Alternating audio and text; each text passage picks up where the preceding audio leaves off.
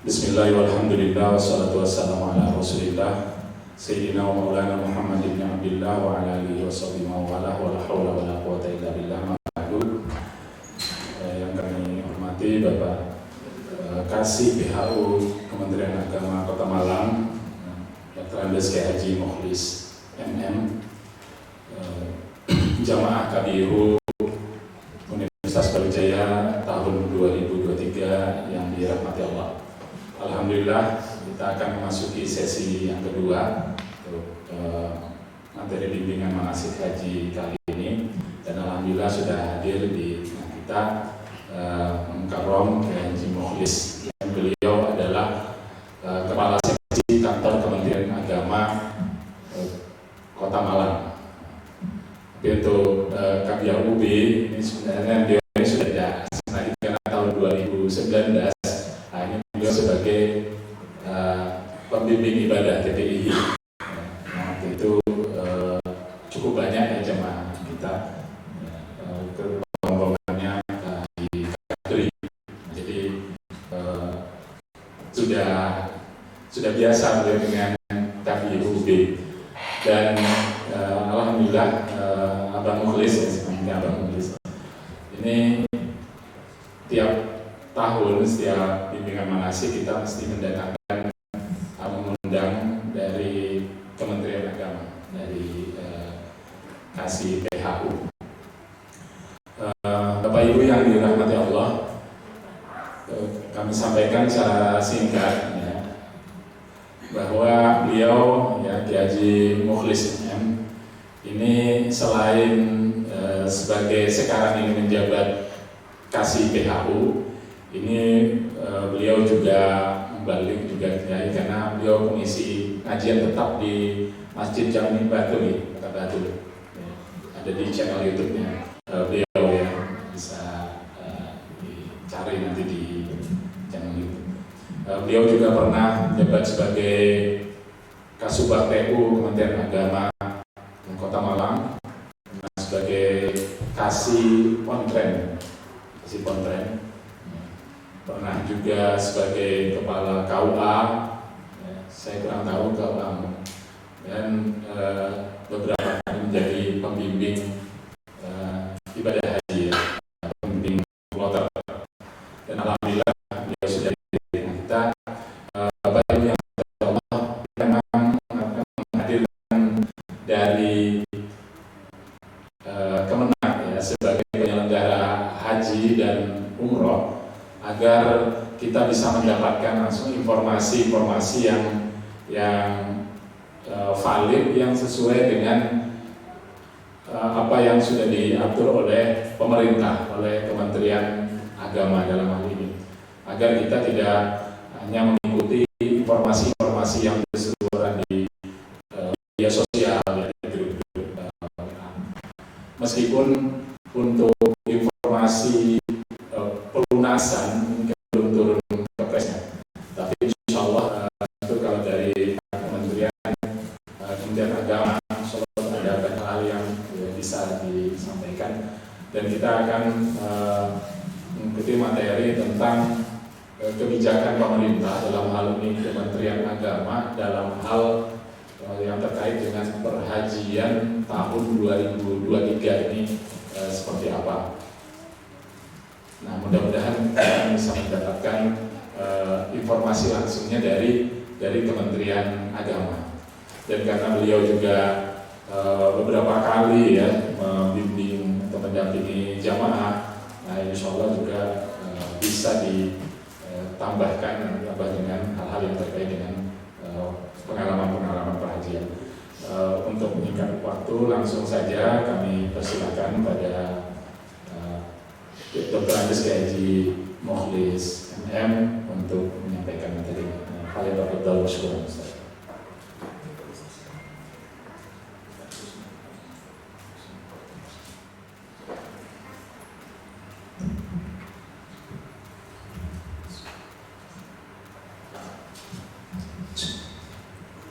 Assalamualaikum warahmatullahi wabarakatuh. Alhamdulillah, salatu wassalamu ala rasulillah wa ala alihi wa sahbihi wa la hawla wa la quwata illa billah, amma ba'd. Yang terhormat Bapak Suhaili sebagai pimpinan dari KPU UB, yang saya hormati juga saya muliakan sahabat kami, saudara kami Ustaz Sultan. Saya tadi tanya karena lupa. Saya alhamdulillah saya bertemu beliau pertama di masjid di Bumi Sri. Beliau bertandika. Saya kalau nggak salah tugas saya waktu Pak, saya bertugas di Kawah Dau tahun 2002. Nah, sudah sekitar 20 tahun yang lalu. Tapi background beliau saya tahu. Alhamdulillah Bapak Ibu, kita bersama-sama di pagi hari ini bisa bersama-sama di sini. Alhamdulillah. Kalau nanti beliau yang bimbing, saya nanti sebagai pemimpin kloter sudah bisa lepas tangan. Kalau beliau sudah saya mumpuni. Kalau kemarin saya sama Pak Karti tahun 2011 juga mendampingi Brawijaya kemarin dari Armina, dari Aisyah, dari berbagai macam beliau sol mungkin ya. Alhamdulillah semuanya berjalan lancar. Bahkan ya mungkin tidak ada yang lain, kami termasuk yang di fasilitasi UB tiap pagi itu ada kajian di luar Masjid Nabawi, tapi masih 5 masjid karena di dalam makar. Itu yang bikin saya kenangan. Bahkan sekarang yang saya lapori yang dulu menjadi Satgas berada di Bandara Madinah, sekarang sudah menjadi Direktur Pelayanan beliau Pak Arsyad. Itu dia mengagumi apa yang menjadi kegiatan kami. Karena saya setiap pagi jam 6 sampai jam 7 ada kajian di depan Masjid Nabawi yang atasnya payung megah begitu.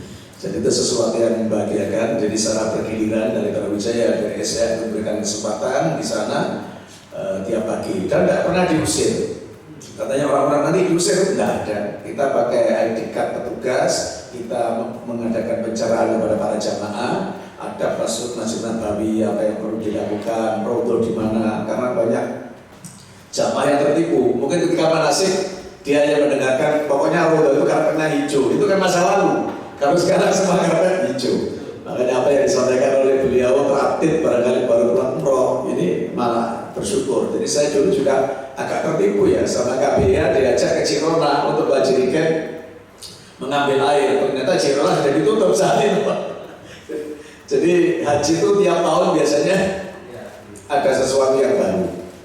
Nah, baik, di sini kami tadi sudah sepintas, Pak Suki sudah menyampaikan kepada kami tentang background kami. Jadi saya memang backgroundnya guru, lahirnya di Turen, sekarang berada di SMA Pendidikan Alidaya Karangploso. Jadi tempatnya Karangploso. Saya lama tugas pertama di kabupaten selama 5 tahun. Kemudian pindah ke Batu 17 tahun, mulai 2017 saya berada di Malang. Dan semua seksi di Kementerian saya sudah pernah mengalami. Saya ngurusi haji di Batu tahun 2006-2008. Sedang di Malang baru ditunjuk tanggal 7 Desember tahun 2022 kemarin.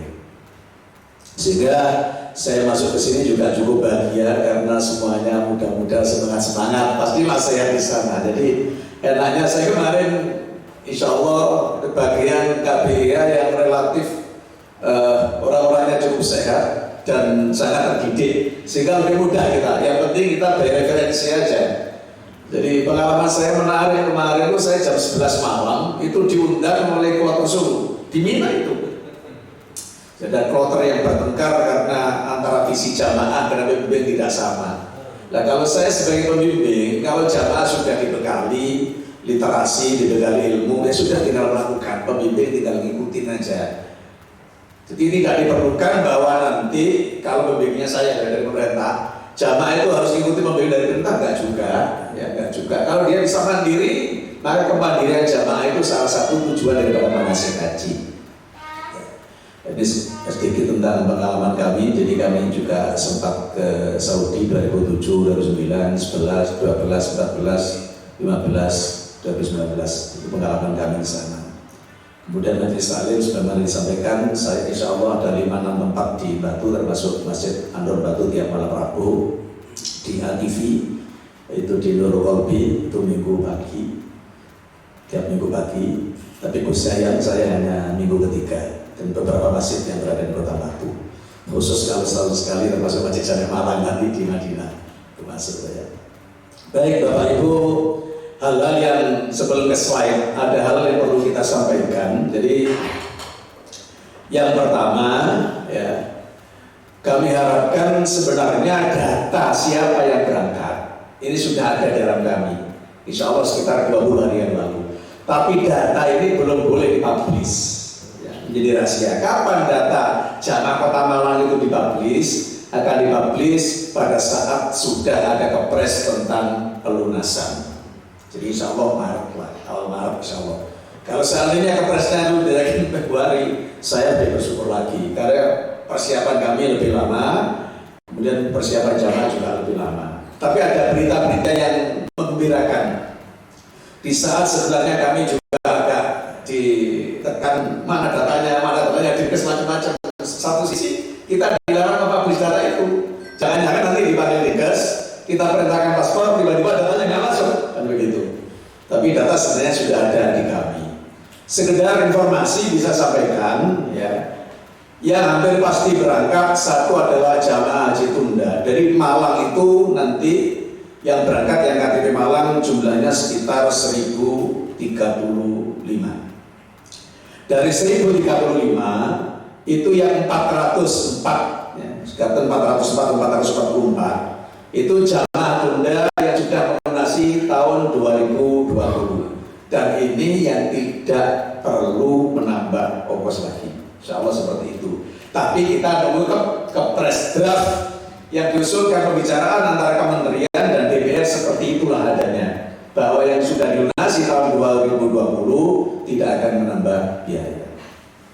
Sementara bagi jamaah yang melunasi tahun 2022 itu masih menambah biaya 9 juta. Sehingga draft kepres atau draft usulan dari kementerian yang asalnya 69 itu setelah godok lagi ada efisiensi, ada pengurangan di sana sini, akhirnya menjadi 49. Nanti ada biaya haji yang kita sampaikan. Yang penting langkah-langkah kita sekarang bagi para jamaah khususnya KPU Brawijaya yang sudah lunas tahun 2020 sekarang perlu segera mengecek paspor.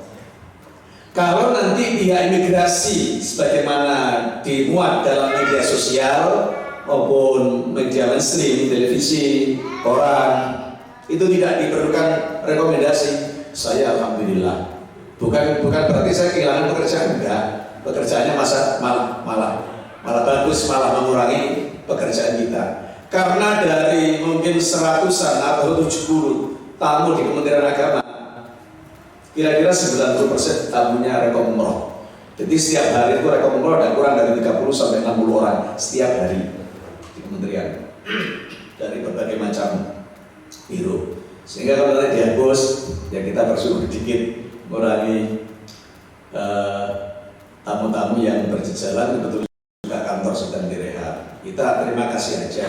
Hanya kita ingin memastikan bahwa jamaah itu nanti aman, tidak tertipu oleh biro. Oleh karena itu saya kepada panjenengan, makanya KPIH sekarang diubah menjadi KPIU itu agar dia juga mau menangani umroh. Kalau KPIH kan orangnya jelas, alamannya jelas. Kalau biro-biro, mohon maaf, orang Jakarta dirikan di Malang kontrak, jadi kan sudah bayar, nanti dijanjikan berangkatnya sekitar mungkin umroh maulud istilahnya, biasanya pakai area yang besar. Nah, kemudian ternyata akhirnya biro itu menghilang. Nggak banyak yang biro punya izin kalau di Malang ya BCU, Tingkat Hari Utama ini sama Agung Wisata, itu aja yang lain itu sub-sub, bersaudara aku macam itu ya sub-sub, tapi itu sudah jelas. Kalau saudara aku kan sudah lama juga dia ya. Masalah tapi terhadap biro yang baru itu kita hati-hati. Lebih aman lagi karena seperti Brawijaya ini besar, UMM, Unisma. Kalau mereka mendirikan biro perjalanan, saya kira juga lebih bagus ya. Karena nanti alamatnya jelas, kantornya jelas, beliaunya jelas juga sebagai praktisi pendidikan, masa nanti melalui tidak mungkin itu. Tetapi kalau bisnis ini kadang-kadang ya seperti kemarin, maunya nolong dengan harga murah, ternyata nggak berangkat. Ya, itu. Jadi kembali kepada masalah persiapan, jadi hal-hal yang perlu kita sampaikan yang pertama, kalau kita memang sudah masuk tinggal sekarang checking paspor. Dan mulai sekarang sudah bisa. Kalau minta rekom di kita sudah kita rekom. Kalau nanti imigrasi nggak perlu rekom, tanya imigrasi dulu, ya kita akan lepas. Jadi kami belum secara resmi belum dapat tembusan dari imigrasi bahwa MOU yang dulu bahwa orang umroh orang haji perlu rekomendasi Kementerian Agama itu dicabut. Kami belum ada surat, tapi di medsos sudah sedemikian rupa, termasuk di grupnya Kasih Haji juga sudah berkembang itu. Jadi kami akan mengikuti kebijakan-kebijakan yang sifatnya memudahkan masyarakat. Kami tambah senang seperti itu. Kemudian ada sekitar 500 sekian yang masuk porsi tahun ini. Ya. Jadi 500 sekian itu 588 kalau nggak salah. Itu masuk porsi tahun 2023. Itu yang harus melunasi sejumlah 49 juta itu. Kalau kemarin tabungannya masih 25, ya nambahnya tinggal 23 sekian seperti itu.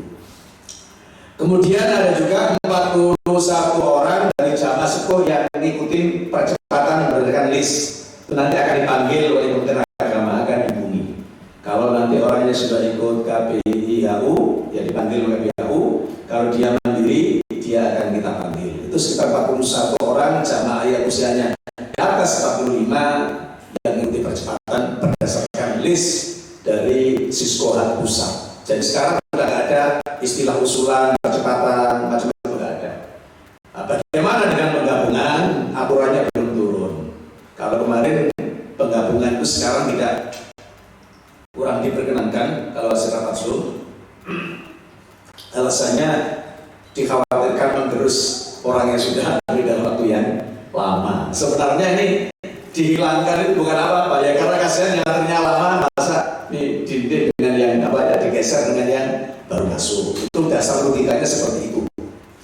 Tapi sebelum ada keputusan hitam di atas putih, maka ya masyarakat mengusulkan macam-macam itu tidak dilarang. Tapi nanti kalau sudah ada peraturan, kita terima suratnya, KMA-nya atau edaran dirjennya sudah ada, nanti baru kita pakai dasar hukum. Bapak Ibu yang saya hormati, jadi langkah-langkah kita seperti itu. Jadi insya Allah mohon sabar. Nah, saya juga banyak menerima telepon, keluhan, pembatalan, macam-macam. Tapi ini pembatalan saya kira tidak terlalu banyak.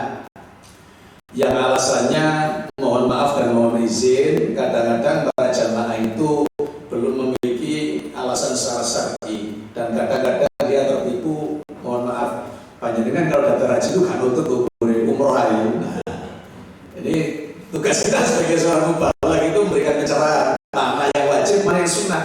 Ya meskipun ada pendapat ulama yang mengatakan umroh itu wajib juga, itu ada. Kalau kita cari fikihnya ada saja. Yang umroh itu wajib ada, tapi jelas rukun Islam yang kelima itu haji. Tidak bisa diganti umroh. Sehingga saya sayangkan kalau sudah masuk antrian, kemudian diambil kembali. Nah, alasannya saya pakai umroh aja, Ustaz. Nah, ini saya kurang pas. Mendingan ya daftar haji tetap. Kemudian kalau ada kelebihan rezeki, kita berjalan melaksanakan umroh. Sehingga nanti kalau mau ifrad, ya tinggal melaksanakan saja. Karena strategi ifrad itu juga macam-macam. Bapak Ibu yang saya hormati, jadi masalah haji 49 itu sangat rasional ya. Pak Menteri berharap itu tidak terjadi perdebatan di masyarakat ya, karena memang hal itu sudah sangat dipertimbangkan. Bahkan nilai manfaat yang didapatkan jamaah tahun ini mungkin yang terbesar selama penyelenggaraan haji, sekitar 40 juta, belum pernah. Subsidi pemerintah 40 juta itu belum pernah. Sebelumnya itu sekitar 29, 35 dan sebagainya. Sekarang dapat subsidi 40 juta. Jadi dari nilai sekian itu nanti sudah sekian, nanti akan ada di tayangan itu. Oleh karena itu nanti kalau kita merasa mahal, coba deh Bapak Ibu browsing dengan biaya haji yang ada di Brunei, yang berada di Malaysia, yang mohon maaf insya Allah hotelnya kalau sekarang itu sama. Karena saya buka 2019 kemarin di Madinah itu juga dapat yang terdepan. Kemudian di Mapasin kita juga hotelnya dapat bagus, bintang 3 ke atas. Yang jelas hotel, bener-bener hotel, nggak seperti losmen. Jadi bednya kalau kita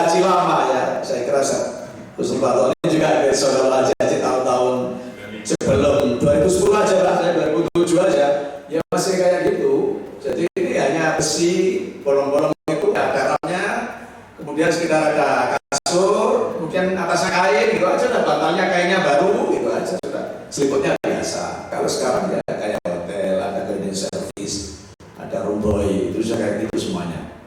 Jamaah haji fasilitasnya. Baik, nah ini ada masalah-masalah yang perlu kita sampaikan. Ini sebenarnya untuk panjenengan, karena panjenengan saya yakin sudah masuk. Jadi untuk Kota Malang ya, estimasinya yang daftar Maret 2011 sampai dengan November 2011 itu masuk. Yang masih Desember cadangan. Tapi kalau misalkan ada yang daftarnya 2012 sudah dipakai mana sih, ikutin saya. Ngaji itu nggak ada salahnya. Semakin sering kita mengikuti manasik, maka semakin mantap ilmu kita tentang pengajian, tidak ada masalah. Kemarin saya buka di UM juga ada yang Mei 2012 sudah dipanggil ngikutin pembinaan manasik. Tapi kalau dari kami yang sudah kita teliti dokumen itu, insya Allah yang akan berangkat adalah yang Maret 2011 sampai November 2012. Yang Desember kita pakai cadangan. Tidak menutup kemungkinan Januari pun akan masuk ke dalam list itu, tidak menutup kemungkinan. Ya lihat nanti yang mundur banyak apa enggak gitu. Nah, mundurnya karena apa? Ya sebagian besar ini karena alasan usia para jamaah. Baik, ini aja dulu. Kenapa kemudian berangkatan sekarang tiba-tiba jadi mundur jauh? Kalau sekarang kalau dibuka di aplikasi pusaka, insya Allah sudah terbenahi Bapak Ibu. Jadi kata sekarang insya Allah berangkatnya tahun 56 kalau tidak salah. Jadi saat ini sistem masih menggunakan kuota haji tahun 22, di mana jumlah jemaah yang diberangkatkan hanya 100 itu, terus sekitar 46 besar dari kuota normal. Estimasi berangkatan dihitung dari banyaknya jemaah yang masuk ke tahap tunggu, ya, kurang lebih 6 jutaan dibagi besaran kuota jemaah yang pada berjalan. Kemarin estimasi berangkatan tahun 2007, sekarang kenapa jadi 2050 kok jauh? Inilah yang bahkan estimasi keberangkatan jemaah menjadi berkali lebih lama karena sistem sedang dalam proses pembaruan dengan kuota terbaru. Karena itu jemaah disarankan untuk mencetak secara berkala pada aplikasi Haji Pintar atau pusaka super APBS. Jadi yang enak buka pusaka, nanti pakai Play Store ya, buka pusaka. Ketika sudah ada di situ, di pusaka itu langsung di situ ada masukkan nomor porsi. Berapa? Nomor porsi dimasukkan, nanti akan ada estimasi. Meskipun estimasi itu setiap saat akan berubah. Nah ini Bapak Ibu, kuota haji Indonesia tidak ada batas usia ya, 65 ke atas tadi di Kota Malang. Kalau Jawa Timur kalau nggak salah sekitar 1.700. Kota Malang dapat kuota sekitar 44 jamaah yang 10% di atas 45.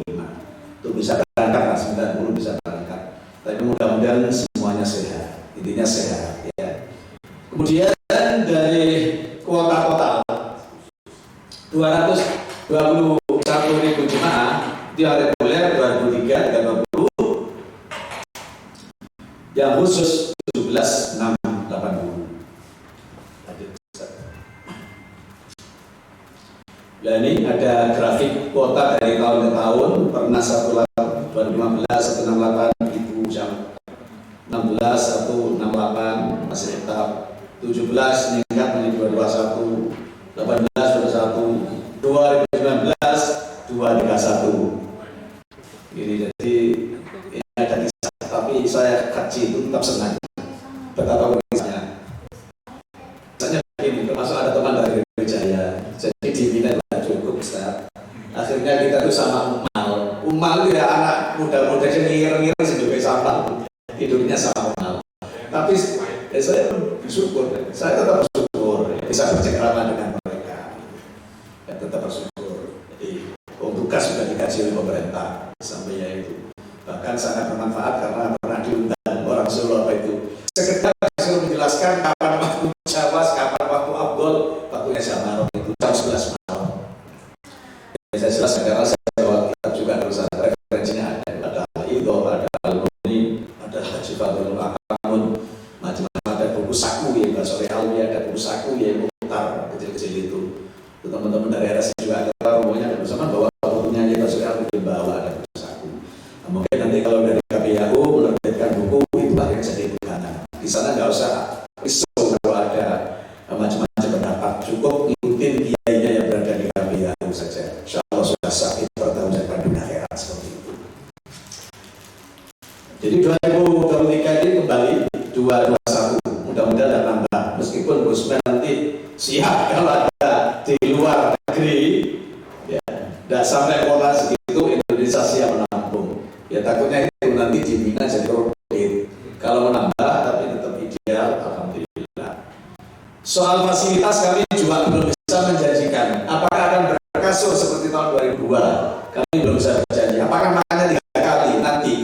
Kalau Bapak Ibu nanti ngikutin manasik, ya nanti kalau ada waktu aktual akan saya sampaikan melalui grup di teman-teman KPAU ada. Kalau nanti ketika mungkin sudah habis hari raya, panjenengan sudah ngikuti di manasik Kementerian Agama, nanti akan kita sampaikan lewat manasik Kementerian Agama. Tolong semuanya diikuti dengan sebaik-baiknya. Terus saling melengkapi dua-duanya.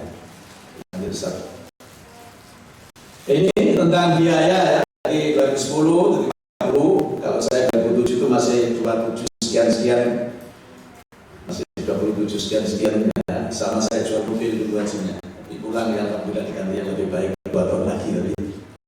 Jadi 2011, 2012, 2013, 37 2013 itu haji total karena dolarnya mahal, BBM mahal jadi 43 juta 13 itu 14 turun lagi menjadi 40, 2015 turun lagi 37 sekian, 2016 turun lagi menjadi 34.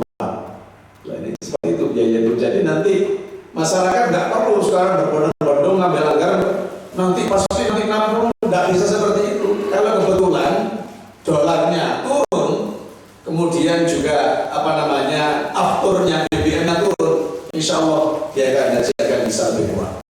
Begitu. Dilanjut besar. Ini 2017 34, 2018 35, 19 35 sekian, 2000 lah ini. Jadi yang 2020 itu sekitar 37,5 ya. 2022 itu 39. Makanya yang sudah mulai 22 itu ditambah nambah lagi, kalau tahun ini nanti berangkat nambah 9 juta gitu. Yang 2023 ini 49 bahkan 10 juta. Jadi insya Allah sekitar 500 orang itu biayanya 49. Jadi berikutnya ini. Nah ini ada data perkembangan biaya penyelenggaraan seperti yang sudah kita sampaikan. Nah ini Bapak Ibu, jadi usulan pemerintah untuk titik terjamaah. Ya, ini sudah didiskusikan, bukan lagi usulan ya. Kalau awalnya itu usulan 69, kemudian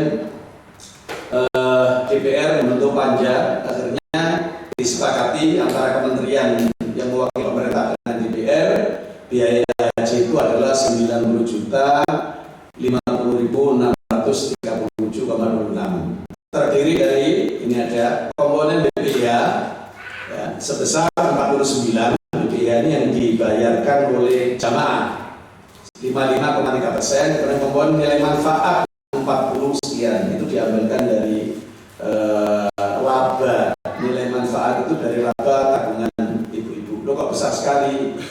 Ya sementara besar yang diberikan. Jadi kalau kita nabung 25 juta dalam waktu bahasa saya 10 tahun kan nggak bisa tabungnya sampai 40 juta. Nah, makanya kita itu bersyukur dapat subsidi 40 juta. Ini pun nanti sebagian itu dikembalikan lagi 3 juta yang berupa living cost. Jadi informasi sementara living cost itu turun dari 1.500 menjadi 750. Ini isu 5 pon. Kalau utang dan jajan cukup, tapi kalau belanja nggak ada cukupnya. Ya. Kalau untuk sekitar jajannya cukup, kalau makanya nanti ditanggung jajan cukup. Seperti itu. Yang jelas haji itu biar nyaman. Bapak Ibu nanti juga bawa bekal yang lengkap. Kalau ingin saya, atau kalau nanti Ustaz tidak membolehkan. Soalnya kalau saya haji itu pasti bawa Indomie 1 dus, nanti yang kering kentang 1 kompor kotak itu, nanti pakai serundeng juga 1 kotak kompor bulat. Bisa dibagi, dokternya dibagi. Nah itu ternyata sama, dokter saya juga bawa serundeng, bawa tapi dia dipakai ini, pakai mika kali gitu ya. Kalau kita langsung kotak itu bisa sedekah itu minyak. Padahal di sana dapat bagian ini ada pembagian mie di sana itu ada di Arafah Mina itu dapat kopi juga ada di sana. Tapi saya bawa 1 dus 40 nggak saya masuk koper. Itu sudah sekian kali ya, mungkin 4 kali saya bawa di sana bersedekah. Kadang-kadang saya suka berpikir hebat. Makanya kalau kita bisa istiqomah sedekah duit itu luar biasa. Karena uang itu barang yang dicintai oleh semua orang. Jangan kita yang sehat, ini duit aku lagi gila itu. Uang itu kasih kertas dibuang, kasih uang pasti akan disimpan. Meskipun itu orangnya tidak cair, tidak 100% itu luar biasa. Makanya sedekah di ganjarannya jadi itu sedekah duit. Karena itu barang yang paling dicintai semua orang sedikit. Tidak senang. Nah, jadi seperti ini Bapak Ibu. Nah, dilanjut Ustaz. Ini ada pembagiannya. Jadi kita membayar 49 untuk penerbangan 32 kayak gini. Akomodasi Mekah 18. Living cost 3.30. Ini terlalu yang belum kepres. Nanti kepastiannya kalau sudah ditekan presiden. Tapi insya Allah ya kayak gini.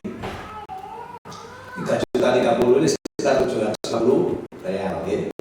Kemudian pakai layanan masyair sekitar 14 juta. Kemarin karena saya ngikutin rapat pada peralatan Garuda itu nggak punya pesawat besar, Gusman. Bagaimana kalau kita langsung nyewa kepada yang punya pesawat langsung? Akhirnya Pak Sekjen, Pak Dirjen Haji mengatakan nanti ngurus parkirnya juga. Ternyata banyak jalan panjang yang harus dilalui. Jadi ya akhirnya dia tetap kontrak insya Allah Garuda dan Saudi. Mereka tetap dua itu. Karena kalau dua itu insya Allah rasanya nyamannya sudah teruji kalau dua. Kalau tambah lain, saya kalau dengar maskapai lain meskipun besar karena turbulensinya kok masih keras sekali seperti itu. Kenapa? Ya mudah-mudahan begitu. Ya nggak usah lah anak Saudi, saya juga akan berharap karena saya pernah naik kereta sudah pernah. Ya ternyata nggak senyaman Saudi begitu loh. Meskipun nama besar, nggak beda pelayanannya beda, rasanya di pesawat beda. Saya berdoa Jawa Timur tetap Saudi, yang lain biar Garuda. Tentunya nggak ada masalah. Saya berharap seperti itu nanti. Lanjut, jadi ini rincian biaya. Kemudian ini rencana perjalanan kita. Jadi 2-3 Mei itu sudah masuk asrama. Makanya nanti ada kebutuhan. Makanya apa yang bisa kita lakukan sekarang ini tadi? Jadi pertama masalah paspor. Itu sudah valid karena saya sudah koordinasi dengan wilayah. Jadi kalau paspornya dengan misalkan tanggal expirednya tanggal 19 Desember, mohon untuk memperpanjang meskipun selingnya 1 hari. Batas toleransi hidup sampai 20 Desember. Loh kita kan Agustus sudah pulang, nggak bisa ditawar seperti itu. Saya coba, mungkin Agustus nggak pulang, bulan September kan nanti bisa kalau September nggak boleh seperti itu. Ya kalau pulang, kalau tidak. Tapi mudah-mudahan semua pulang dengan selamat. Ya karena ada yang hore, ada yang sakit. Makanya kenapa sampai seperti itu? Ini paling tidak sudah antisipasi sementara. Yang sakit sampai 6 bulan di sana ya ada juga. Sampai 6 bulan sakitnya ya bisa belajar nggak nutup. Nah begitu. Jadi makanya ini mohon tidak dijadikan kompromi ketentuan pun monggo diikuti mohon dengan bayar 350 kita sudah bisa memperpanjang paspor kan begitu. Kalau elektronik nggak tahu ya berapa panen 50 berapa yang per 10 tahun itu. Jadi langkahnya segera tulis paspor. Kami bisa merekor atau syukur-syukur tanpa merekor. Dan yang 2020 kan pasti dan itu pasti semua berangkat yang 2020. Oleh karena itu segera memperpanjang paspor. Ya, nanti ya coba langsung imigrasi. Kalau tertolak kita rekom akan segera kita rekom. Dan kami sudah kirim surat jatah tunda tahun 2020 untuk segera informasikan bisa segera ngurus paspor agar imigrasi tidak kewalahan dengan waktu yang sempit. Itu harapan seperti itu. Kemudian nanti tanggal 24 sampai 7 Juni ini tetap masuk asrama haji. Kemudian tanggal 8 22 gelombang 2 berangkat dari tanah air ke Jeddah. Tanggal 2 sampai 6 Juni ini gelombang 1 berangkat dari Madinah ke Mekah. Tanggal 2 Juni closing date kayak itu, kemudian jadi nggak ada penerbangan lagi, tanggal 20 Juni jemaah haji berangkat dari Mekah ke Arafah Juni. Jadi bisa juga nanti Juli sudah ada yang pulang, makanya Agustus sudah pulang. Lanjut. Kemudian ini rencananya wukuf tanggal 21 Juni. Jadi biasanya setelah wukuf itu kan 3 hari setelah itu sudah ada yang pulang ya. Berarti tanggal 30 Juni atau tanggal 1 Juli sudah ada pulang ke tanah air ya. 28 ada Idul Adha, 4 sampai 18 pemulangan zaman Ramadan 1 itu tanggal 4 ya di sini pulangnya ke Jeddah ke tanah air. Kemudian ini 29 1 Juni pada hari Trasek 1 2 dan sebagainya. Ya. Lanjut aja Ustaz. Nah, ini pemulangan jamaah haji. Lanjut. Indeks kepuasan. Jadi kemarin sangat puas karena yang haji sedikit fasilitas tadi tambah, tapi pemerintah nambah 1,6 triliun atau 1,4 triliun. Nah itu tidak apa-apa waktu masyarakat juga yang dikeluarkan pemerintah. Lanjut. Nah sudah selesai. Jadi di samping secara teknis informasi seperti itu, kami akan mengupdate informasi yang terbaru Bapak Ibu. Jadi monggo langkah-langkahnya kita sudah bisa persiapan fisik mulai sekarang. Senyampang kita sekarang belum waktunya puasa, maka olahraga tiap hari itu keniscayaan. Jadi saya ingat, saya juga waktu haji belum terlalu tua, usia saya masih 42 begitu. Jadi saya kebetulan satu rombongan itu jandanya 7. Saya pagi, saya ajak itu mama itu jalan sama latihan membaca talbiyah, kemudian saya latihan tawaf. Tapi Ka'bahnya itu bukan miniatur Ka'bah, bukan, itu bulatan di Agro Kencana di perumahan. Saya naik turun gunung di sana. Tapi ternyata setelah di Saudi itu sama persis dari nama dari Jabal Taisir, dia naik turun naik lagi seperti lokasi yang saya pakai latihan di Agro Kencana di Karangploso itu.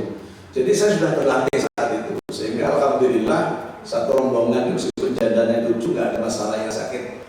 Yang sakit-sakit ya biasa, karena ya biasa ya ada mbak yang melihat jamaah yang mudah-mudah beli cincin, mbaknya juga kepingin beli cincin. Kan mbak kadang-kadang sudah kepingin anak-anak, ini wajar ya. Nanti kalau bapak-bapak ya kita harus itu bisa ngomong masalahnya. Kan kalian muda itu kepingin naik bukit, misalkan nanti di Kato Karabadan ini ada larangan itu mungkin ya, karena kurang manfaat naik-naik seperti aja ya.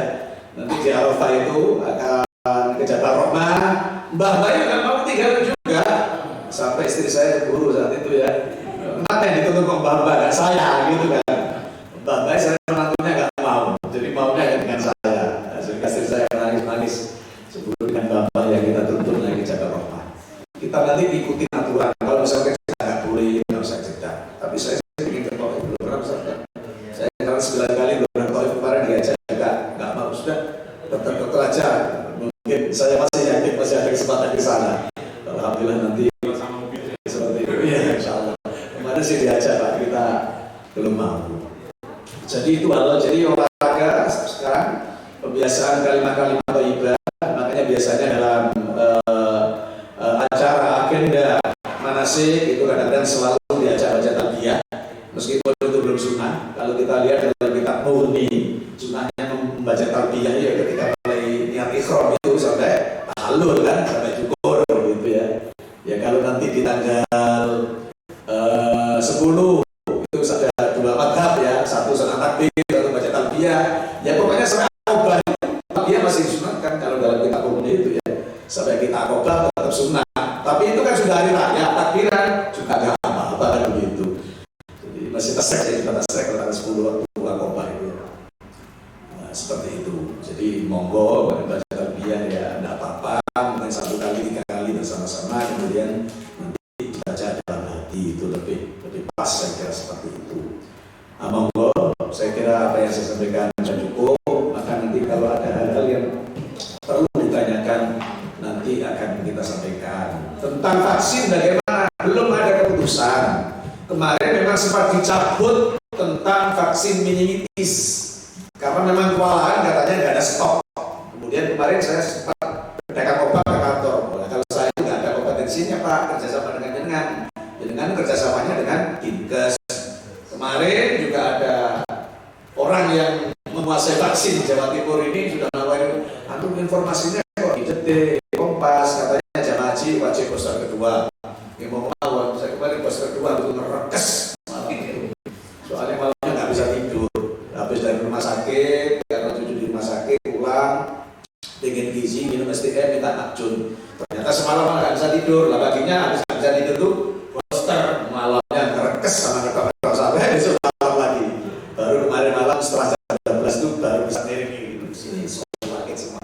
Padahal 3 kali vaksin tidak pernah ada gejala apapun saya, termasuk vaksin yang ketiga, booster yang pertama itu. Dan kemarin kok habis begitu kok ya ngerekes sama macam-macam.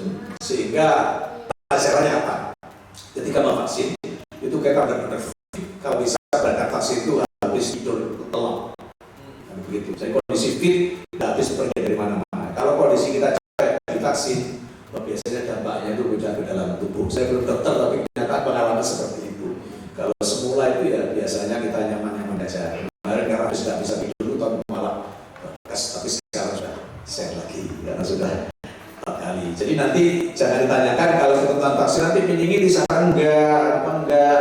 Kalau flu itu sunnah, monggo nanti gimana? Kalau meningitis nanti wajib, ya wajib meningitis. Kalau mungkin sekarang nggak meningitis, booster yang monggo diikuti sesuai dengan ketentuan. Karena mudah-mudahan tujuannya semua untuk keselamatan jamaah. Mudah-mudahan tidak ada unsur-unsur lain, mungkin seperti itu. Kita berharap seperti itu. Nah, jadi keputusan vaksin apa, nanti itu ranahnya di dinas kesehatan dan kami belum koordinasi karena memang belum pelunasan. Kita kalau daerah lain sebenarnya sudah banyak yang akhir-akhir data jamaah, kita belum bisa mengeluarkan nama dan alamat jamaah, belum bisa kita bagi ke siapapun. Nah, kalau reng-rengannya, jalan-jalannya sudah bisa kita sampaikan agar jamaah yang sudah terdaftar di tahun 2011 Maret sampai 2011 November itu bersiap-siap untuk mengikuti pelunasan. Demikian yang perlu saya sampaikan. Monggo nanti kita komunikasi dengan sebaiknya. Kemarin itu ketua KPI itu masa kalah dengan lintas kloter dengan kami. Sebenarnya sih kami kurang nyaman kalau dengan jamaah. Masalahnya begini, petugas itu ada privasi sebenarnya. Kalau saat istirahat, petugas ada istirahat karena petugas harus 24 jam. Nah, kalau seperti itu, tapi kalau saya itu penting saya tugas maksimal, semua tugas saya dokumentasikan, bahkan sama Yai Taufik saya itu bentuk majelis taklim juga, habis duhur ada kultum, habis subuh ada kultum, tugas saya sama beliau. Yang lain monggo dari di hotel pun berapa tapi mungkin kalah duluan. Saya akui orang biar 5 ya, akhirnya kita garap sama Taufik aja gitu. 4 tahun cuma itu. Monggo, kalau saya masjid, beliau yang manajer sama sepuh yang berada di maktab. Kalau dia masjid, ya saya gantian seperti itu. Jadi kalau saya bertugas dengan mendampingi jenengan, konsultasi secara lesan itu bisa setiap zuhur kita adakan kultum, kemudian dialog, kemudian ada sholat sunnah masih bisa diselesaikan dengan aja jawab. Bisa via WA ketika mau tidur, kita juga mau menjawab pertanyaan via WhatsApp. Juga antara jam 7 sampai jam 8 kita jawab juga lewat WhatsApp. Jadi pertanyaan tertulis itu selalu kita layani dan itu setiap hari. Jadi saya pulang dari masjid mesti berada di lobi hotel jawab pertanyaan jamaah yang masuk. Itu selalu ada setiap hari sekitar 5 sampai 7 pertanyaan setiap hari dengan masalah yang sama. Kemudian saya kemarin berkaitan dengan masalah zaman di UB masih muda Pak. Ini anaknya orang UB, tapi ternyata bapaknya hakim. Jadi dia ngotot ngenyang, Ustadz saya itu kalau tidur nggak lepas jilbab, ini gatel digaruk aja Bu. Karena statusnya ikhram, bagi saya ikhram itu nggak boleh buka aurat kecuali memang ada udzur syar'i, mau wudu, mau kamar kecil, mau mandi, monggo saja. Tapi kalau di kamar, namanya perempuan, namanya aurat bisa dilihat kalau sama-sama perempuan, nggak boleh juga kan begitu. Jadi saya kemarin agak kekeh yang tentang itu, tapi akhirnya beliau mengerti juga ya. Karena ini temannya sudah pada umroh wajib, sudah tahallul, yang lain masih mundur. Jadi karena ada konsultasi, ya harus cek awal meskipun di kamar, nggak boleh buka-buka itu. Dia akhirnya beralasan kalau tidur nggak buka jilbab itu gatal. Ya tetap dikukur, digaruk. Gatal itu satu sisi menyiksa, satu sisi ya kenikmatan. Kan digaruk itu rasanya jadi enak, kan begitu kan? Jadi tersiksanya gatalnya itu, tapi ketika sudah digaruk rasanya kan nyaman itu, nggak terasa ya begitu ya. Ya kan begitu. Jadi itulah yang nama alusi-alusi kata mubalagah seperti itu. Itu sementara dari kami, monggo kita dialog baik tentang teknis maupun tentang perajian kita sekarang. Baik, jadi kita buka dialog ya. Ini insya Allah banyak saya kira yang mau ditanyakan oleh jamaah ini karena beliau ya kasih haji, kasih PHU menak ya. Karena daripada kita tanya-tanya di medsos ini ya atau tanya-tanya, nah mungkin kita bertanya langsung meskipun mungkin ada juga yang harus menunggu keputusan suratnya. Tapi mungkin ada beberapa hal yang Bapak Ibu ingin tanyakan langsung. Monggo silakan. Mungkin Bu Haja Ida dengan mungkin ada yang ditanyakan mengenai ayah Bu Muflihah. Oke, silakan. Assalamualaikum warahmatullahi wabarakatuh. Yang mau saya tanyakan tentang ini Pak, terkait dengan pemberangkatan untuk anak-anak. Jadi kebetulan putri saya sudah daftar sejak tahun 2015. Apakah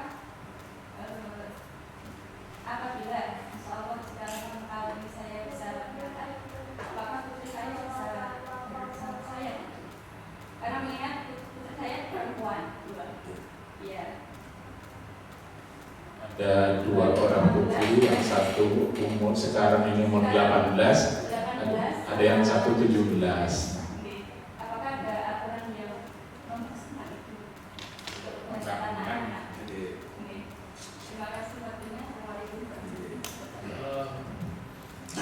Mohon izin, untuk keputusan resmi kita mesti nunggu pelunasan. Jadi nanti di pelunasan itu ada juknis siapa yang bisa melunasi dan siapa yang akan tertolak di bank by system. Kalau kemarin mungkin ada batasan usianya 18 tahun yang bisa berangkat. Nah, kalau kemarin hasil rapat, cuma ini jangan sesuatu yang menakutkan ya. Hasil rapat memang di sana ada beberapa pihak yang kurang sepakat adanya penggabungan dengan alasan itu tadi, kasihan menggerus yang antri lama. Alasannya itu Bu. Cuma itu kan hasil rapat. Kalau nanti tidak dituangkan di dalam edaran yang resmi, itu tentunya nggak bisa diberikan sebagai dasar hukum. Itu pasti nanti ya dan tidaknya penggabungan itu pasti ada edaran. Paling tidak di saat pelunasan itu nanti akan kita ketahui. Kalau sudah ada aturannya, itu nanti nolak dan tidaknya itu by system. Misalkan di situ nanti ada aturan usianya 17 tahun genap, 18 tahun genap. Nah itu nanti kalau kurang sehari, kurang 1 minggu, ya dengan segala maaf dan mohon maaf kalau belum genap, itu sistem akan menolak pelunasan. Kalau toh kita punya uang banyak di bank itu juga nggak akan bisa. Iya, nggak keluar namanya. Akhirnya kita nggak bisa melunasi juga kalau kurang berhari-hari. Nah sekarang langkahnya ya kita berdoa, berharap penggabungan itu masih ada dan aturan itu bisa bongkar. Tapi yakinlah Bu bahwa aturan itu intinya kemaslahatan. Kalau kok putra ibu sekarang masih umur 17, insya Allah ini masih punya waktu persiapan yang lebih lama. Tapi memang saya sudah merasakan Bu, nggak haji sih umroh sama keluarga itu memang ya ibadah sama keluarga bersama itu nikmatnya luar biasa. Saya sudah pernah ngajak anak saya kelas 5 sama kelas 2 SMP, itu memang ya lebih nikmat lah daripada sendirian karena kita bisa mengedukasi di sana, bisa menceritakan kepada anak-anak kita. Jadi kepastiannya kami belum bisa memastikan. Kalau aturan yang lalu kalau tidak salah batas usianya itu 18 tahun. Itu yang bisa masuk sistem. Yang kurang 18 nggak bisa masuk sistem. Jadi nanti kalau tidak bisa masuk sistem diberikan edukasi. Sudah nak, meskipun sekarang nggak bisa bersama kita, nanti mama doain, insya Allah kamu sehat, kamu lancar dan pada saatnya kamu akan bisa berangkat juga. Harus bisa kita beri pendidikan secara bagus. Jadi kita jangan sampai tertipu oleh biru-biru yang tidak bertanggung jawab. Ya. Di Malang ini ada, tapi saya nggak boleh mempublish juga. Jadi ada biro yang dilaporkan temannya karena ngakali ini, ngakali itu, dan dekat dengan sini loh lokasinya. Saya nggak boleh nyebut, tapi jelas bukan di sini. Kan sini itu ya daerah-daerah situ aja itu sudah yang dari Jakarta. Ini kebetulan saudaranya didekatkan lapor saya, ini menipu ini Pak, menipu ini. Waduh, gimana tuh? Saya kan nggak punya bukti mempublish juga, ya salah juga nanti kita fitnah juga. Terus mudah-mudahan nggak rame. Salah satu saya juga pernah isi beberapa kali di situ, nggak enaknya itu. Katanya nama saya dijual. Oh, nggak apa-apa kalau nama saya laku ya alhamdulillah, meskipun saya nggak dapat apa itu. Jadi biasanya ini orang kemenang orang kan begitu katanya. Ya kalau nama saya laku ya alhamdulillah dia dapat apa. Jadi itu ya Bu. Jadi kepastiannya kita tetap menunggu kepres pelunasan. Itu nanti akan tahu. Dan biasanya nanti di juknisnya ada siapa saja yang bisa melunasi itu ada. Kemudian nanti kalau belum, ya kalau saran kami keluarga yang sudah ditakdirkan kami harapkan kalau bisa berangkat, jangan menunda gara-gara anak atau gara-gara apa. Karena kemarin kayaknya ada kasus di daerah saya itu kemarin nggak melunasi, kalau mestinya bertiga ya, salah satu udah berangkat, akhirnya dua-duanya ikut nggak berangkat. Beriku ada kenaikan yang 69 kemarin, wah tinggalnya selamat mati itu dia. Maaf ya, dia kebetulan melicu aja ya. Jadi pedagang kecil yang tiap hari habis subuh dia keliling-keliling ke rumah-rumah. Tapi memang suaminya pensiunan PDAM, jadi mungkin ketika pensiun itu pulang untuk ibadah haji. Artinya uangnya itu persediaannya cukup fresh. Ketika 69 3 orang, wah ini mati kutu ya. Untung ada akhirnya ada pemberitahuan yang 2020. Tidak saya tanya juga, akhirnya dia ternyata sudah melunasi. Alhamdulillah kalau seperti itu. Karena kemarin nggak mau berangkat, kalau belum dilunasi nggak mau berangkat. Wah ini akhirnya kena yang sekarang jadi lumayan. Jadi itu ya Bu. Jadi mohon maaf, langkah kita hanya bisa berdoa saja. Jadi mudah-mudahan nanti diberikan yang terbaik oleh Allah Subhanahu Wa Taala. Seperti itu. Seperti itu, ya. Mungkin ada lagi yang lain. Oh ya, Amin, silakan. Assalamualaikum warahmatullahi wabarakatuh. Assalamualaikum. Yang saya hormati, itulah saya calon jamaah yang terdaftar di Jember Pak. Rencana mau mutasi ke Kota Malang karena domisili dan pekerjaan kami ada di sini. Kemudian kapan hari kami ke Kemenang Jember untuk menanyakan tersebut. Yang pertama masih menunggu kepres pelunasan untuk mutasi. Yang kedua dari CS di Jember itu menyampaikan bahwasanya tolong ditanyakan ke Kota Malang dulu Mas. Nanti khawatir kami memberikan surat mutasi ternyata di Malang tidak diterima seperti itu. Terus langkah kami seperti apa? Terima kasih Pak. Assalamualaikum warahmatullahi wabarakatuh. Assalamualaikum. Sama satu visi. Apa informasi dari Kemenang sudah benar bahwa mutasi kemarin juga ada jamaah tanya-tanya itu memang bisa dilakukan setelah pelunasan. Kemudian kalau Kemenang Kota Malang, insya Allah tidak akan menolak mutasi dari daerah lain sepanjang ada surat dari daerah lain. Apalagi ini masih dalam satu provinsi. Kalau dalam satu provinsi tidak ada dampak kepada biaya. Nah kalau luar provinsi baru ada dampak tentang biaya. Yang timur mutasi ke barat lebih murah, tapi kalau yang barat mutasi timur lebih mahal. Jadi seperti itu. Jadi benar mutasinya nanti diurus kelunasan. Kalau kami sementara ini yang jelas sebelum ada aturan ini biasanya semalam raya itu kita kumpul. Dan kalau panjenengan alasannya jelas, kami tidak bisa menolak karena secara aturan itu tidak ada.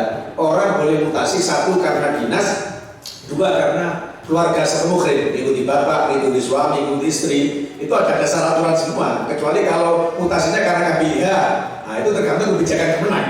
Karena itu saya tertarik dengan Uni Brawijaya, KBH Brawijaya seperti ini, tapi karena dinas, nggak ada alasan Kemenang untuk menolak dan nggak bisa ditolak, nggak boleh ditolak karena itu baik legalitasnya ada aturan legalitasnya. Jadi pasti kami tidak menolak. Kalau Bapak dinas di sini nanti dilambaikan surat apalagi domisilinya di sini, meskipun waktu daftar di Jember, insya Allah bisa. Terutama alasannya dinas, karena kalau pindah itu alasannya kan dua dalam undang-undang itu. Pertama tugas, yang kedua keluarga. Keluarga itu yang masih satu mukhrim ya.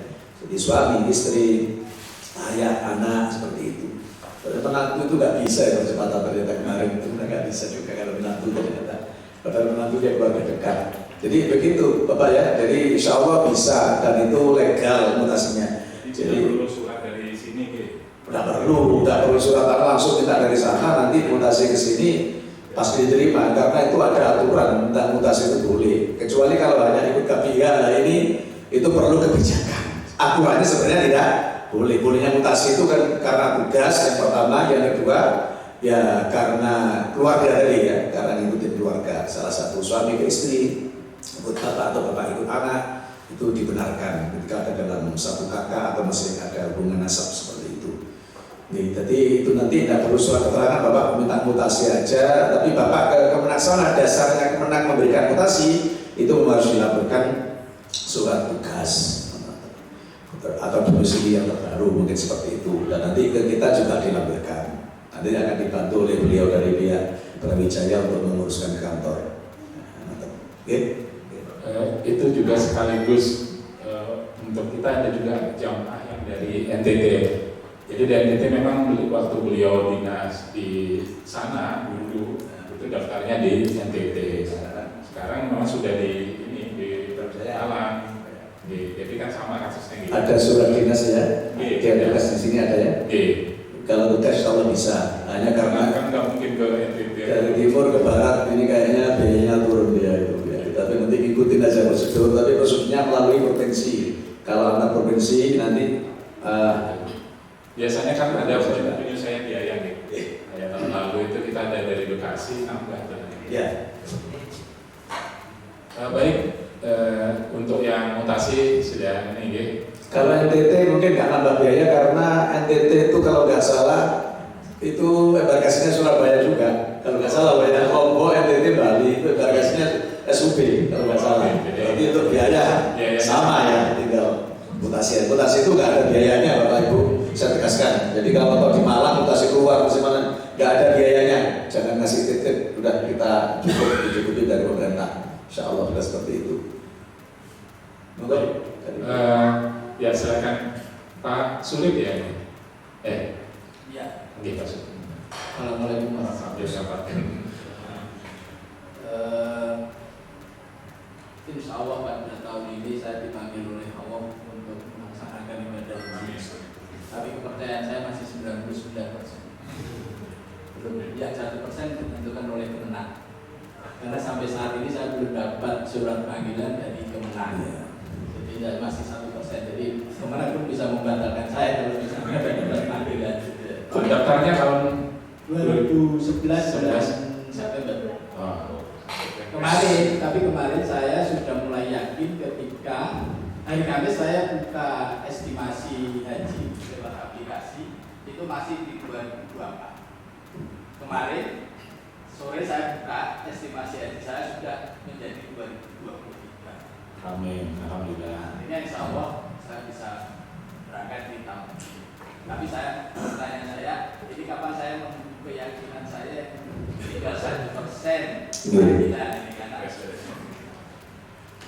saya dari kabupaten, ya, jadi saya dari kabupaten kemungkinan dengan mutasi juga ke pertanyaan tersebut. Yang kedua, saya ada trouble di kesalahan penulisan pada waktu mendaftar haji. Nama saya itu cuma sulit, tidak ada yang lain. Tapi ketika saya membuat paspor harus ada tambahan lagi, saya buat nama orang tua saya, yaitu namanya ditambah Muhammad As'ad. Waktu saya daftar, As'adnya itu pakai D secara di pendaftaran pakai D. Tetapi secara di paspor ternyata sesuai dengan ijazah, sesuai dengan kakak itu pakai T. Apakah itu menjadi problem masalah untuk verifikasi? Yang ketiga itu pertanyaannya, kapan sih Kota Malang, kalau saya jadi berangkat Kota Malang itu kloter keberapa, kapan jadwalnya? Karena hubungannya adalah pengurusan untuk cuti. Karena cuti itu harus dilakukan paling tidak minimal 1 bulan. Ya, maksudnya 1 bulan untuk berangkat. Jadi saya harus memperhitungkan berapa lama saya nanti, kapan saya harus mengajukan cuti, berapa lama saya harus. Terima kasih. Assalamualaikum warahmatullahi wabarakatuh. Assalamualaikum warahmatullahi wabarakatuh. Jadi sekarang kuncinya bukan ada di Kementerian Agama, Pak. Kementerian sudah membuat musyawarah dengan DPR. Kapan diteken Pak Jokowi? Kuncinya Pak Jokowi nekat itu kapan? Saya berharap awal Maret sudah kelar. Jadi kalau kisaran biayanya ya udah itu, mudah-mudahan sudah kelar di awal Maret. Kemudian terkait perbaikan nama, kalau cuma penambahan di belakang itu mungkin tidak masalah. Nama si bapak dalam akte sini, dalam surat dinas atau di akte, sulit saja. Kalau dari secara resmi sulit saja, ijazah. Terus itu hanya paspor yang ditambah di belakang. Ya, pada waktu itu kan ketika saya membuat paspor. 3 kata.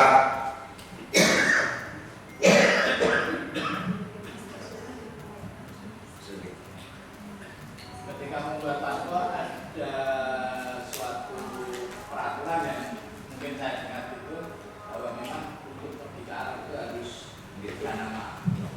Sehingga saya menambahkan nama orang tua saya. Nah, tapi saya pada waktu daftar di siswa itu saya pakai D. Ternyata setelah saya cek di ijazah saya ternyata pakai D. Di sekolah waktu daftar juga ada nama orang tuanya itu. Pakai D dan sini. Pakai D. Sebelumnya yang aslinya harusnya pakai T. Kalau kinten,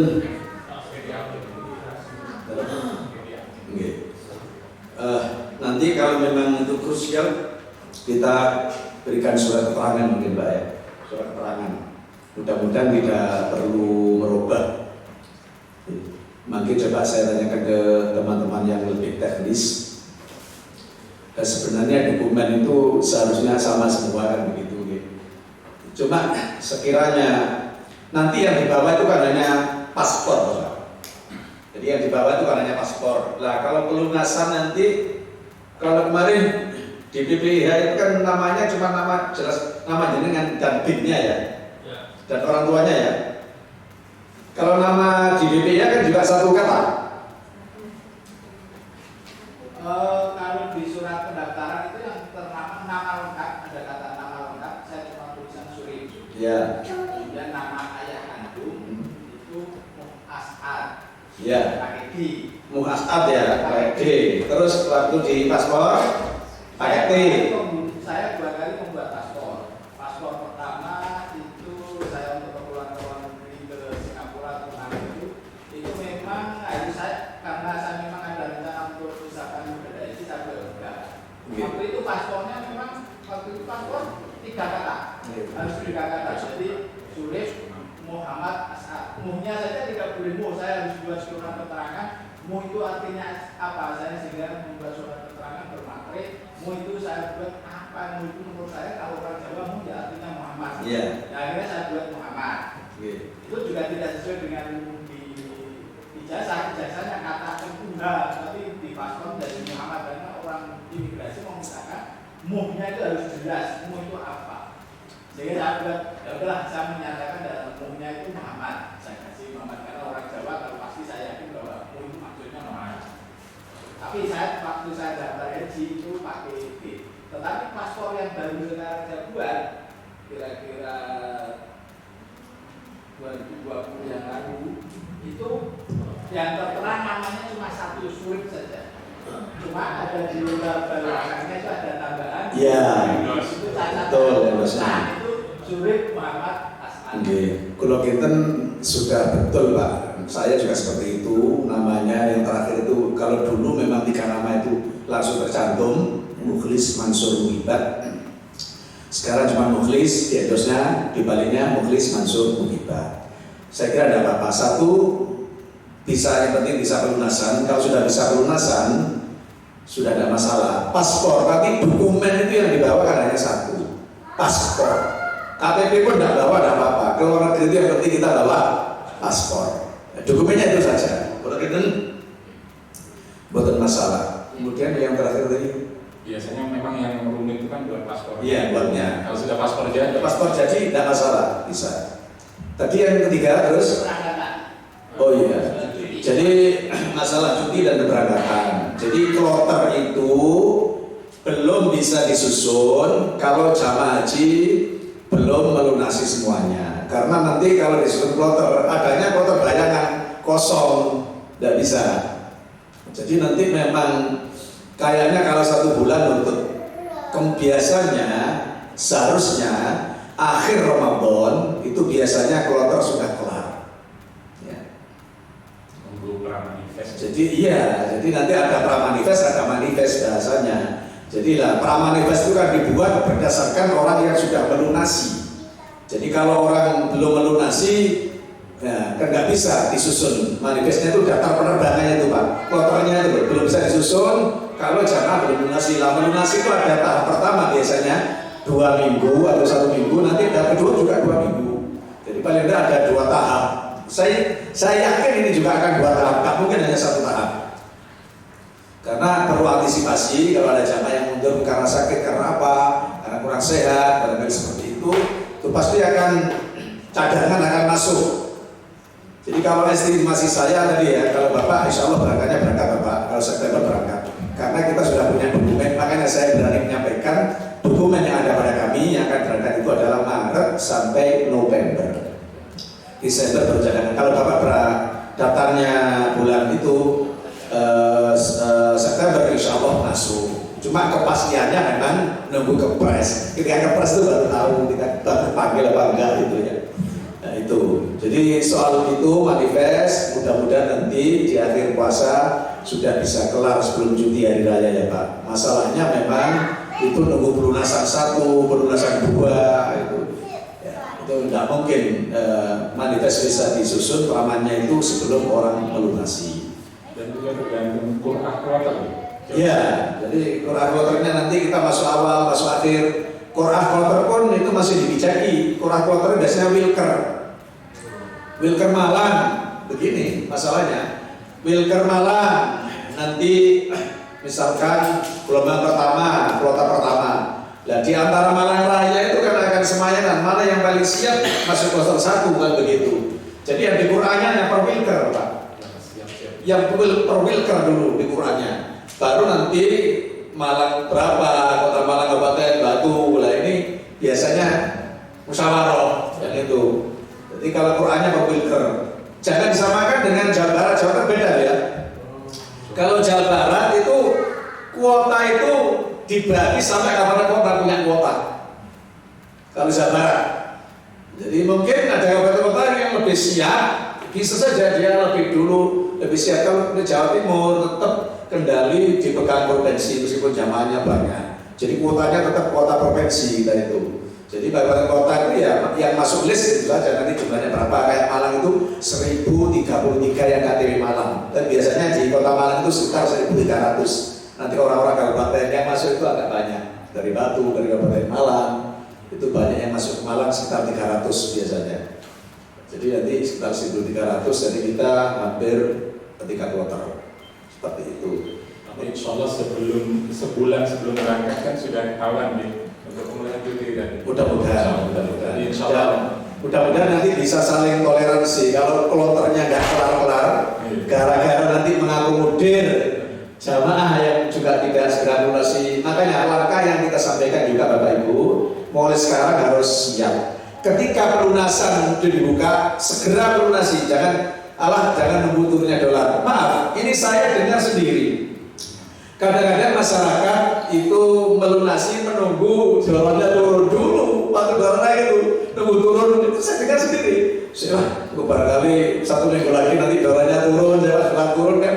Ini les pinter uang, tapi kalau yang uang nggak ngerti. Karena setengah pinter tuh sampai ngincer pelunasan nunggu dolarnya turun, itu terjadi seperti itu.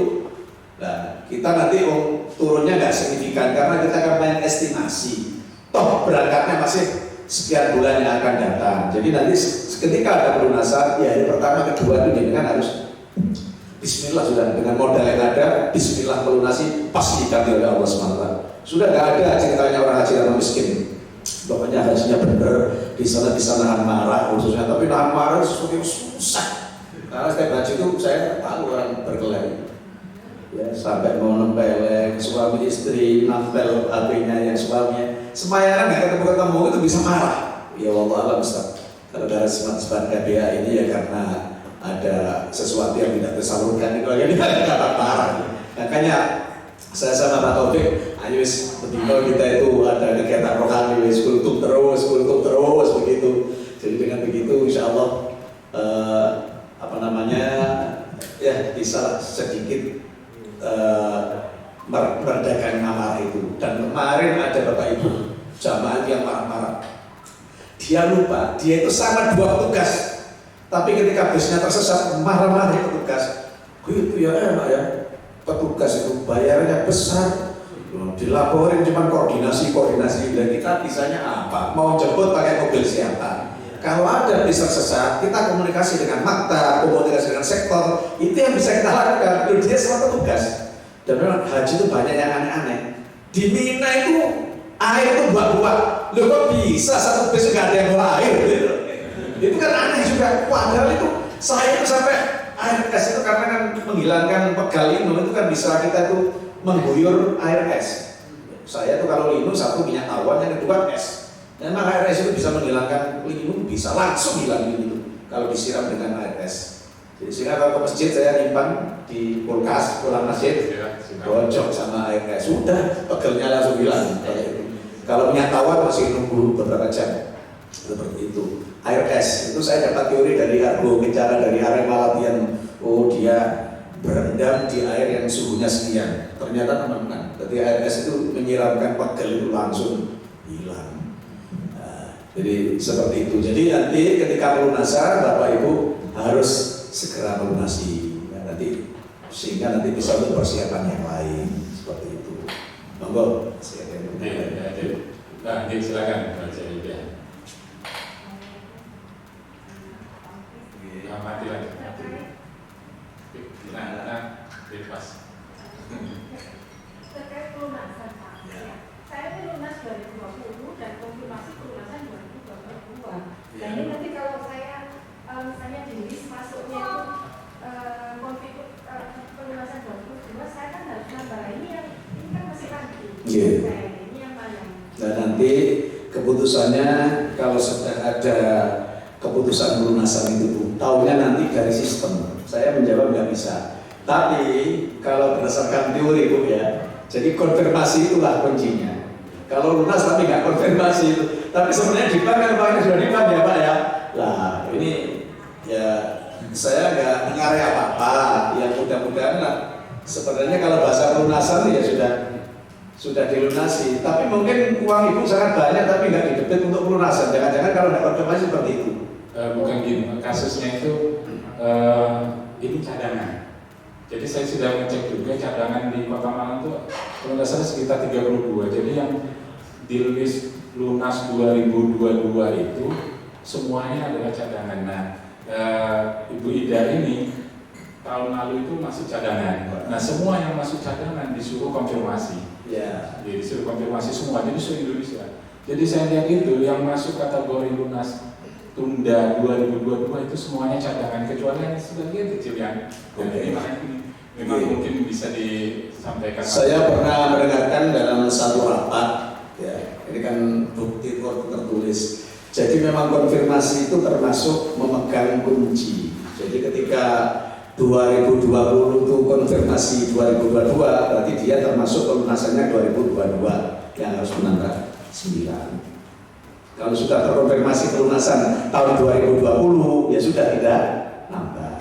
Sementara seperti itu, kepastian nanti di saat itu membayar harus nambah apa enggak, itu kan akan dilihat di bank.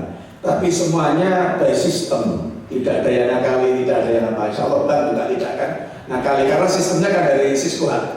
Itu Bu, pelunasan apa itu. Jadi seperti itu ya Bu. Kayaknya perlu disiapkan sih Bu. Kalau itu konfirmasi terus disampaikan oleh Pak Suki, datanya kan saya baru masuk haji ini ya. Nah, dulu kan masalah data haji nggak tahu, cadangan itu kami kan belum tahu.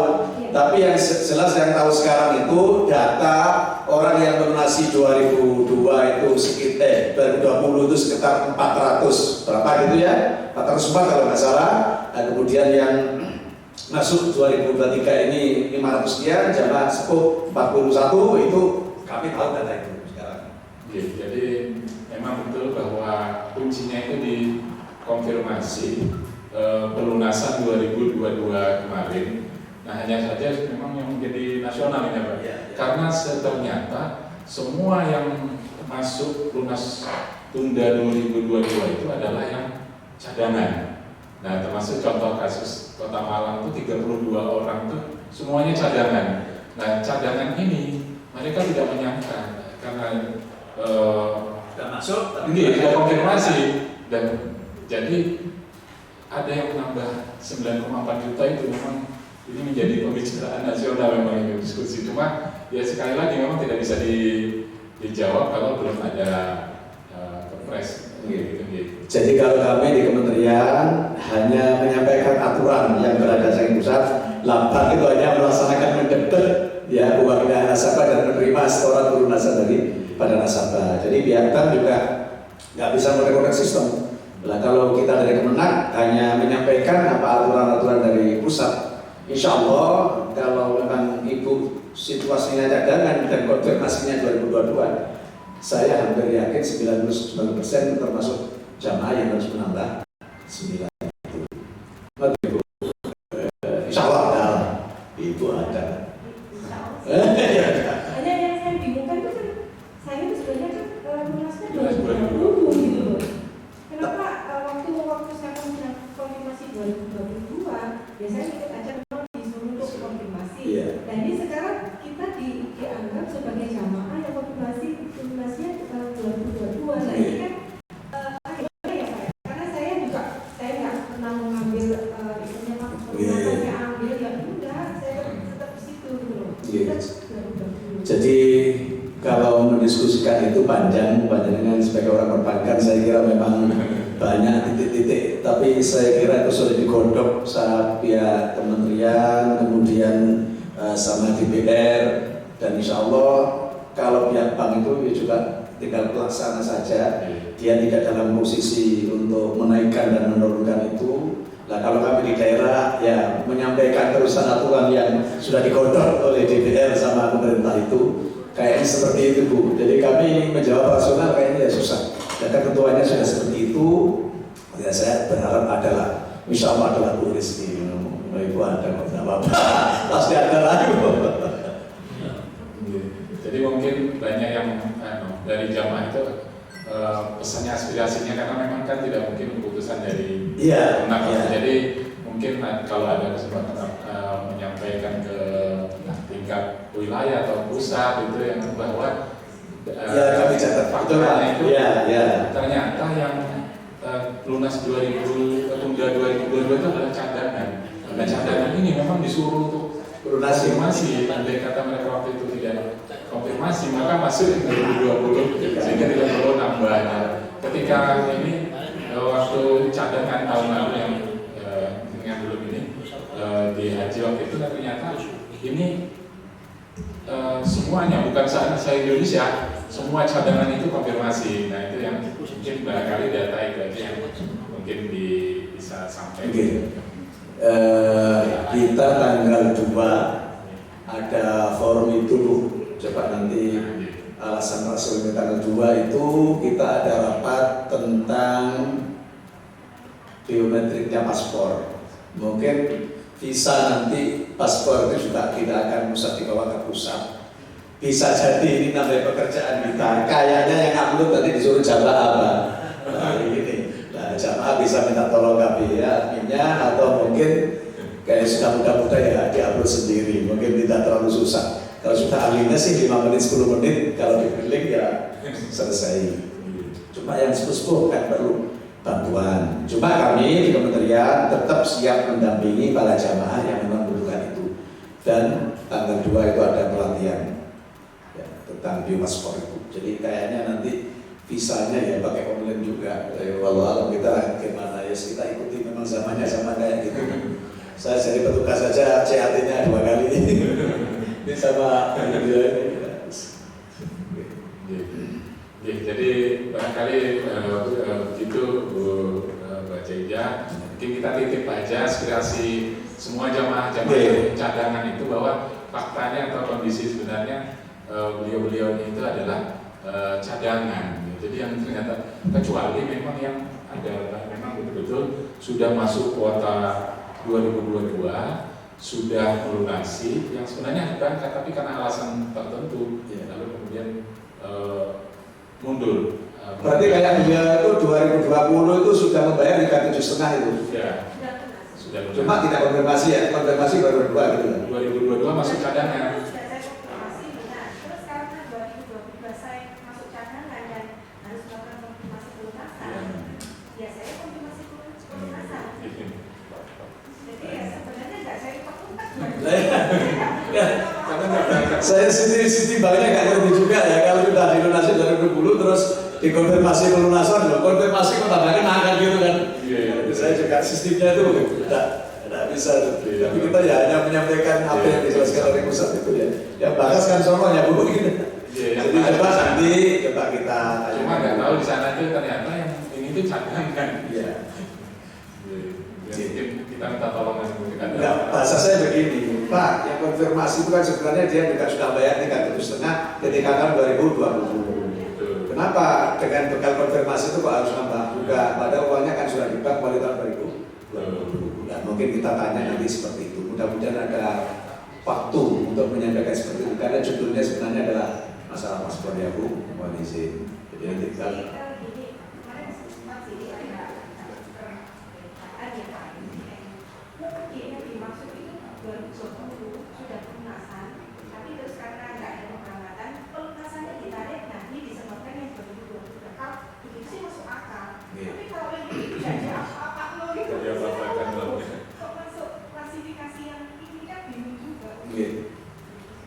jadi ya saya berharap nanti teman-temannya Ibu di perbankan itu nanti sistemnya itu juga nggak sampai itu, nggak sampai yang uangnya nggak diapa-apakan, nggak diambil, ya mudah-mudahan itu kategori 2020 itu nanti ya. Tapi bank itu kan ada perintah juga dari Kepres itu nanti isinya klausulnya itu gimana. Insya Allah Kepres itu akan ada penjelasan KMA kan begitu kan, mungkin untuk teknisnya itu. Nah tentu nanti ya jelas itu sudah menjadi catatan kami untuk kita sampaikan. Hakikatnya konfirmasi itu sebenarnya cadangan, tapi sebenarnya dia tidak melunasi juga di saat tahun 2020. Artinya uangnya itu sudah didebet oleh bank saat 2020 itu.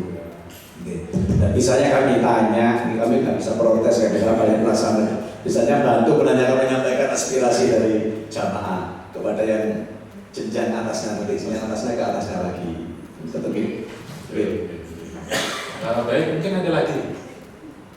Nah, masih ada, silakan. Terima kasih Pak.